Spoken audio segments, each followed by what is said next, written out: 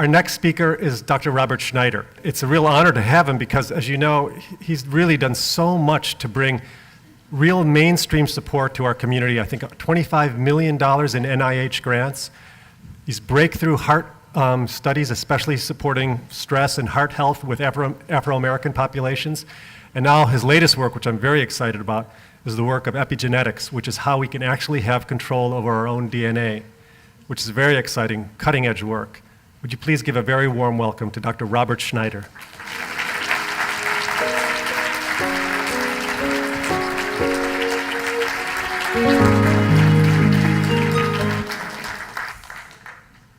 Good afternoon. The cutting edge of modern medicine is coming to the place where mind meets body, where mind meets DNA, where we have control over DNA, where we can control our genes from the inside out.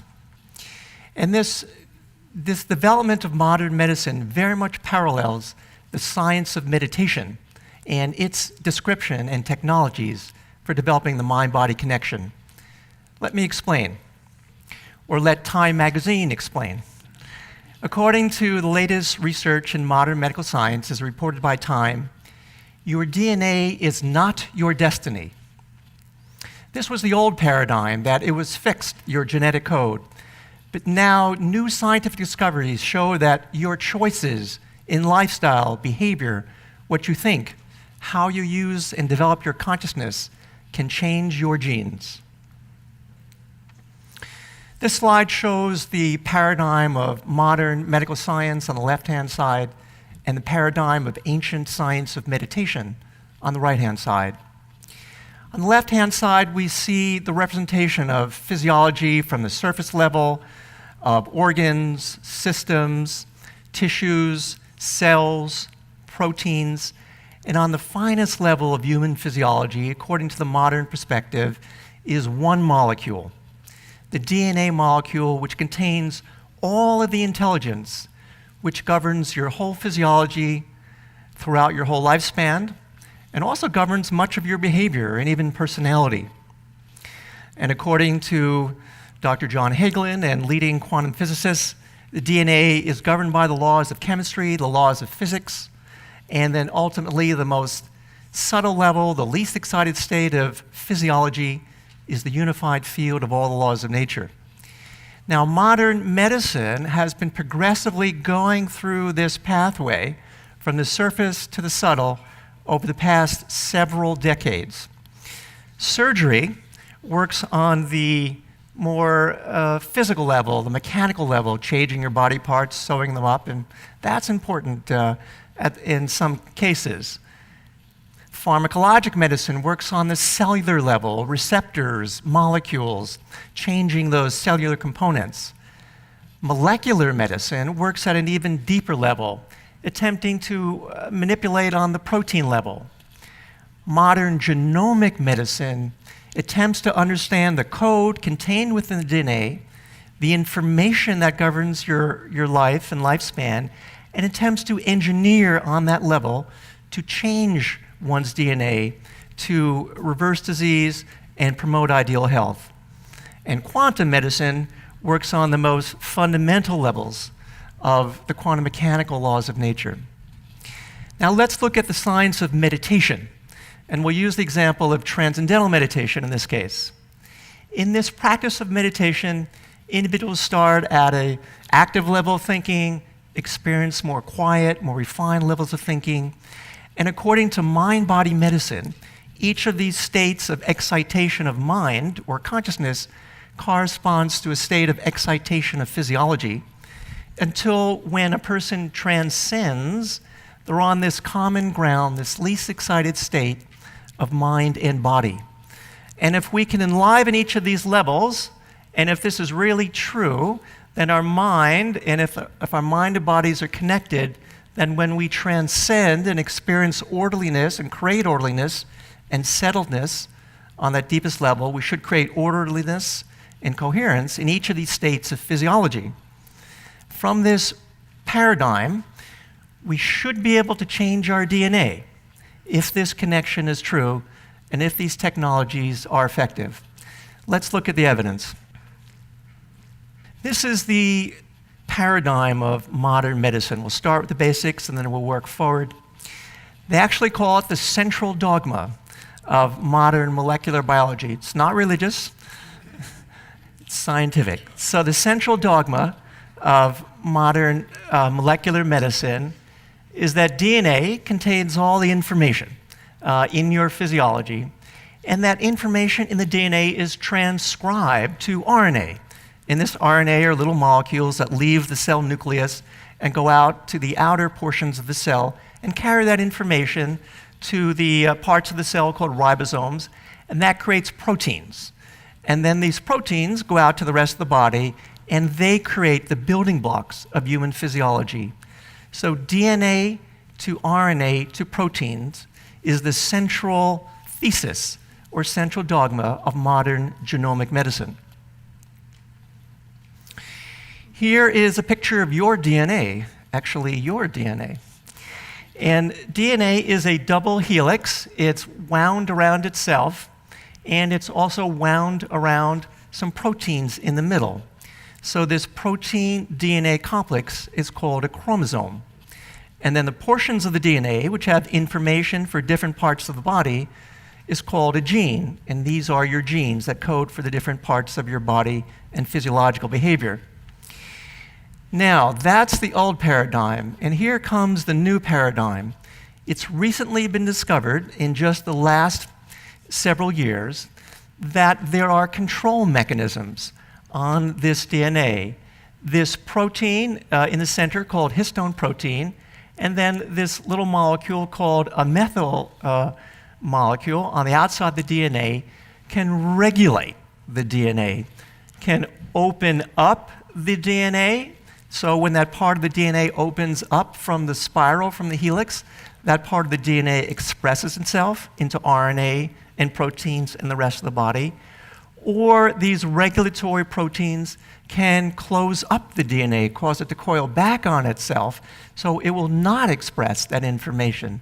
So the information is there, but it can either open up and express itself or close down and not express itself. So this is the new science of epigenetics. That means the advanced stage of genetics showing these regulatory mechanisms. Now, what triggers these regulatory mechanisms? It's been found that the process of development, our in utero development, the amount of love that we experience in our early lives and later lives, the drugs in our environment, the chemicals in our environment, our food, our diet, even the aging process, our behavior, our thoughts. All of these have chemical effects that cause these regulatory proteins, these epigenetic factors to change, to open up the DNA or close down the DNA. So these are ways that the DNA expression can be controlled after birth in our daily life, through our daily experience and choices. And it's been found that many diseases are caused by, or help to be caused by, these epigenetic mechanisms. Heart disease, hypertension, cancer, and the chronic disorders of aging have all been related to these epigenetic mechanisms that, again, are affected by our lifestyle. This is a famous study done in California and published in a major medical journal where subjects were exposed or taught to adopt radical changes in their lifestyle, radical and intensive changes in their diet and exercise. And then here are a list of some of the genes that were shown to have been changed by these changes in lifestyle. Some genes were opened up or upregulated, and other genes were downregulated or closed down. This was just about the first time that it was shown that our behavior can affect these epigenetic mechanisms and change our gene or DNA expression. This is an electron micrograph of your genes. That DNA molecule that I showed you earlier, that long strand of DNA wrapped around proteins, form a chromosome, and these are pictures of those chromosomes. And at the ends of those chromosomes are highlighted a particular part, which is very important for today's discussion. Those ends of the DNA are called telomeres. They're like the ends of your shoelace, which form a cap on the DNA and protect those ends from getting frayed. And they protect the whole DNA molecule from destruction and disrepair.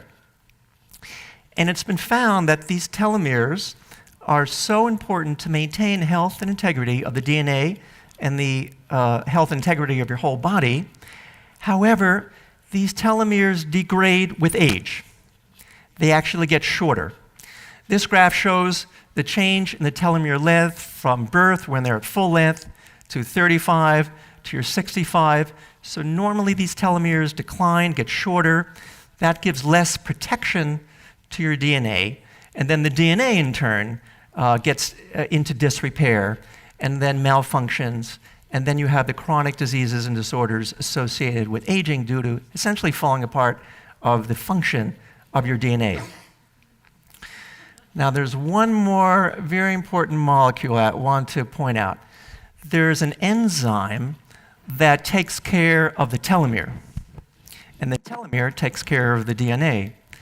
The enzyme that takes care of the telomere is called telomerase, and it's a very important enzyme that also has been related to aging and chronic disorders because it maintains the telomere, which maintains the DNA in its integrity. Our colleagues at Howard University and the Center for Natural Medicine and Prevention here at MUM, with funding from the National Institutes of Health, studied this molecule, telomerase. And this was the subject of the PhD thesis of Shanti Lakshman here. And in this study, 45 individuals were randomly assigned to either practice meditation, in this case transcendental meditation, or to learn extensive lifestyle changes. All these subjects had high blood pressure, so this was an attempt to treat their high blood pressure without drugs. And then we measured their gene expression for telomerase before and after 16 weeks. So we had two active groups, and on the right-hand side, we see the change in the lifestyle modification group. They had increases in their telomerase gene expression. And this replicated what was already found in the literature, that telomerase can be affected by intensive lifestyle changes. But here's the news. The left-hand side of the chart shows people who were meditating. They were resting for 20 minutes twice a day. They weren't particularly out there jogging. They didn't make major changes in their diet or lifestyle. They're experiencing this state of least excitation of consciousness for 20 minutes twice a day. And after 16 weeks, they had major changes in their telomerase gene expression. So they used their minds over their DNA to increase their telomerase. Thank you. There are two forms of telomerase. The first one was H-TERT, it's called technically. This is HTR. It's the second form of the molecule. Both of them change in both groups. So we confirmed those changes. This data are in review for publication in a major medical journal, and it shows this unique effect of changing your genes through your consciousness. We think that this change in the DNA has a lot to do with heart disease. Everyone thinks that. DNA does, and telomerase, it's been known, relates to heart disease. We also conducted a large study with National Institutes of Health funding in heart disease patients, practicing meditation compared to controls. It took 10 years and about $5 million to conduct this study.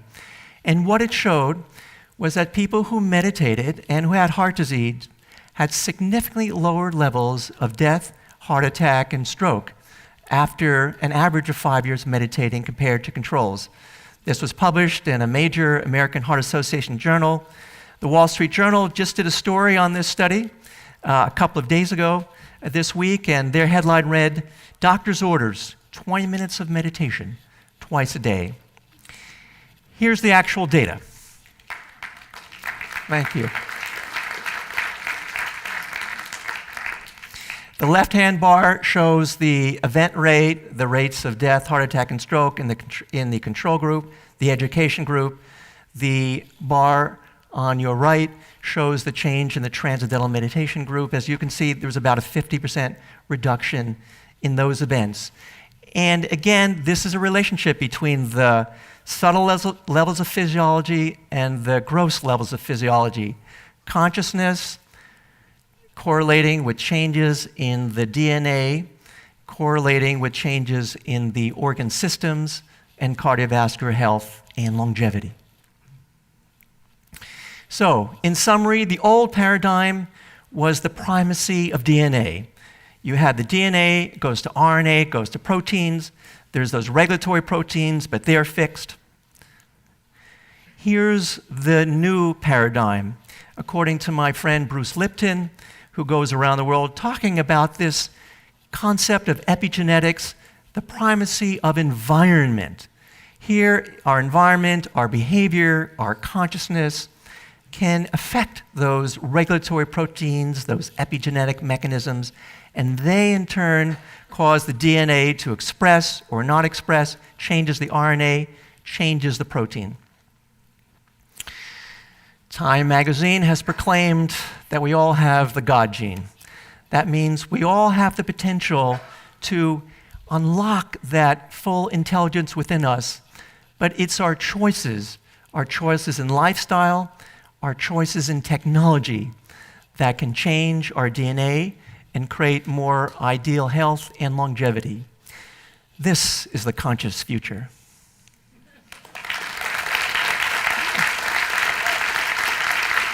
Really good. That was a great talk. Great talk. Thank you.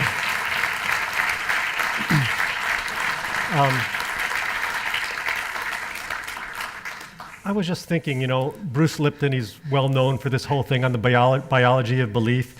And the way I understand his body of work is that your thoughts and the things you think actually affect your DNA structure. But what you're talking about seems to be on a much more fundamental level, this level of transcending. Could you characterize these two bodies of work? Right. It is correct that scientific research shows that stress, that psychological stress, can cause decreases in telomerase and changes in telomere length. So the negative side of thoughts has been very well shown, but the technologies on the positive side of thoughts have not been well shown. The most powerful technology out there is this transcending meditation for working at the deepest level of thought and the most powerful level. So when you look at the positive side, this is the most effective method for these holistic changes in mind-body health. Thank you very, very much for joining us here today. This was really fantastic.